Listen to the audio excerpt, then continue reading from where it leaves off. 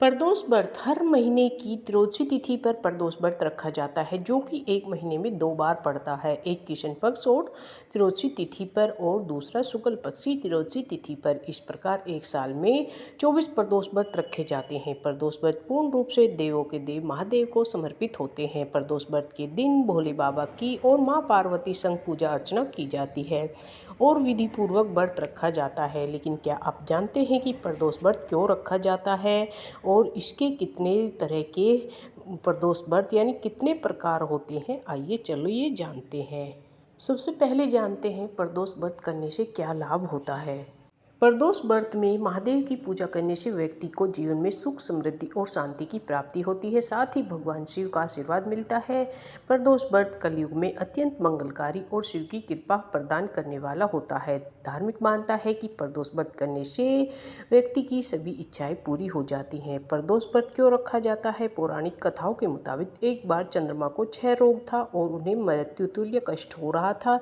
ऐसे में भगवान शिव जी ने उस दोष का निवारण किया और उन्हें त्रयोदशी के दिन पुनः जीवन प्रदान किया था। इसलिए इस दिन को प्रदोष व्रत कहा जाने लगा और भोलेनाथ के निमित्त व्रत रखने का विधान हो गया। धार्मिक मान्यता यह भी है कि प्रदोष के समय महादेव कैलाश पर्वत के रजत भवन में नृत्य करते हैं और देवता उनके गुणों का स्तवन करते हैं। प्रदोष व्रत के कितने प्रकार होते हैं? रविवार के दिन त्रयोदशी तिथि पड़ने पर इसे रवि प्रदोष व्रत कहा जाता है। रवि प्रदोष व्रत रखने से कुंडली में सूर्य संबंधी सभी परेशानियां दूर हो जाती है। सोमवार के दिन त्रयोदशी तिथि पड़ने पर इसे सोम प्रदोष व्रत कहते हैं। सोम प्रदोष व्रत रखने से संतान की प्राप्ति होती है और मनचाहा फल प्राप्त होता है। मंगलवार को पड़ने वाले प्रदोष व्रत को भौम प्रदोष व्रत कहा जाता है। भौम प्रदोष रखने से सेहत से संबंधित सभी समस्याओं से और कर्ज से छुटकारा मिलता है। बुधवार को पड़ने वाले प्रदोष व्रत सोमवार प्रदोष कहा जाता है। शिक्षा और ज्ञान की प्राप्ति के लिए बुध प्रदोष व्रत रखा जाता है। साथ ही इससे मनोकामना भी पूर्ति होती है।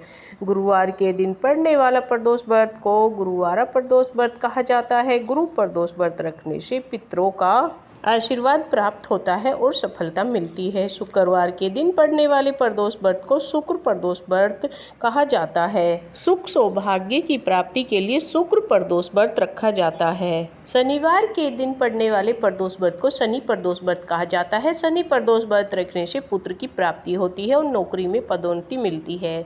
प्रदोष व्रत कितने रखने चाहिए? वैसे तो प्रदोष व्रत को आप अपनी इच्छा और श्रद्धा के मुताबिक कितने भी साल तक रख सकते हैं, लेकिन प्रदोष व्रत एक बार में 11 या 26 बार रखना शुभ होता है। इसके बाद ही इसका उद्यापन करना चाहिए।